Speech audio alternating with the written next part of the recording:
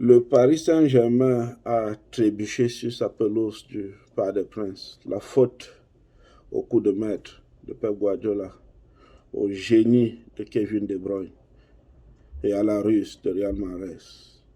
Mesdames, Messieurs, bonjour et bienvenue sur Diaspora News. Permettez-moi, en ce jour spécial, de me souhaiter à moi-même un joyeux anniversaire. Merci à tous ceux qui ont trouvé une minute depuis ce matin pour me transmettre les vœux et à tous ceux qui le feront plus tard de tout cœur. Merci. L'espoir n'aura duré qu'une mi-temps. Pourtant, on avait l'impression que ce pari-là était dans un grand jour. Ce pari qui, en première mi-temps, a livré une de ses plus belles copies de cette campagne européenne. Solide défensivement, amené par un Marquinhos de grand jour. Une complémentarité exemplaire au milieu de terrain entre Verratti, Gueye et Paredes. Une attaque de feu follet entre Di Maria, Neymar et Kylian Mbappé. Ce Paris Saint-Germain a donné du fil à retordre au Manchester City. Non pas que Paris Saint-Germain en première mi-temps ait marché sur Manchester City, mais que ce Paris Saint-Germain a des occasions qu'ils se sont procurées, de la possession de balles qu'ils ont eues, ils ont su en tirer le meilleur pour mettre en déroute cette équipe de Manchester City. On croyait vivre dans une grande soirée pour ce Paris Saint-Germain.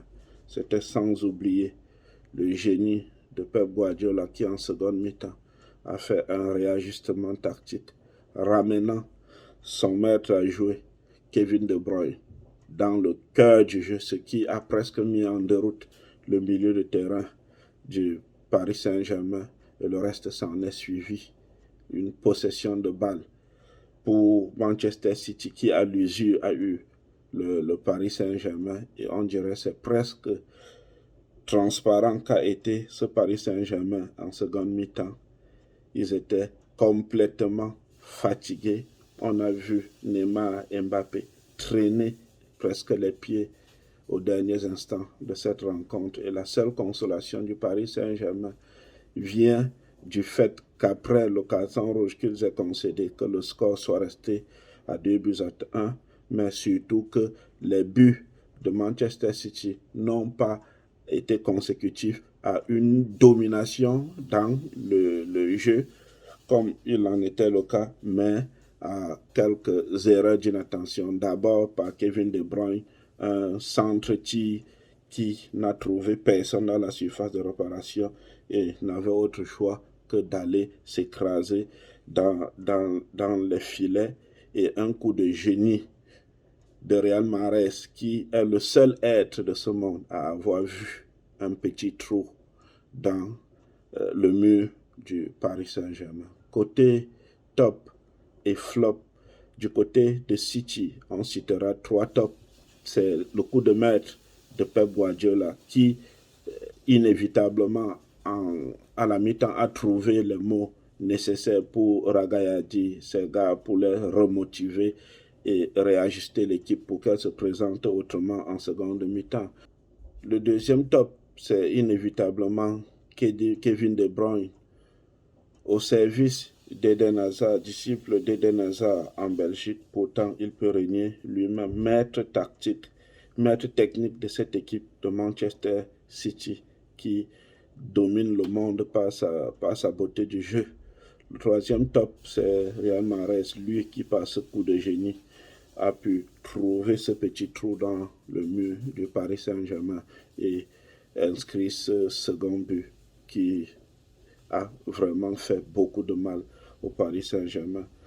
Le top côté Paris Saint-Germain, c'est le capitaine Marquinhos qui avait déjà été décisif contre le Bayern de Munich et qui, cette fois encore, a montré toute l'importance qu'il a dans cette défense du Paris Saint-Germain. Côté flop, Paris Saint-Germain, on dira l'ensemble de l'équipe en seconde mi-temps, au premier desquels l'entraîneur Pochettino, qui n'a pas su trouver les mots nécessaires pour remotiver ses troupes en première mi-temps pour leur dire qu'une rencontre se joue en 90 minutes et non en 45. Lui qui n'a pas eu de la chance dans ses remplacements, qui a laissé Neymar et Mbappé jouer jusqu'à la fin, on comprend que dans son esprit, il se disait que ce genre de joueur peut apporter la différence à la fin. Mais son joueur le plus en jambes, c'était Di Maria. Et c'est lui qui l'a retiré. Lui qui, dans les remplacements qui ont aussi suivi, n'a pas eu beaucoup de chance. Le Paris Saint-Germain devra faire mieux qu'une seule mi-temps s'il veut se qualifier pour cette finale. 45 minutes ne suffiront pas. Il faudra aller chercher dans leur trip, chercher dans les derniers retranchements, jouer le match de leur vie. Impossible n'est pas football. Nous souhaitons au Paris Saint-Germain et à Manchester City une bonne chance. Merci d'avoir été là ce matin sur Diaspora News.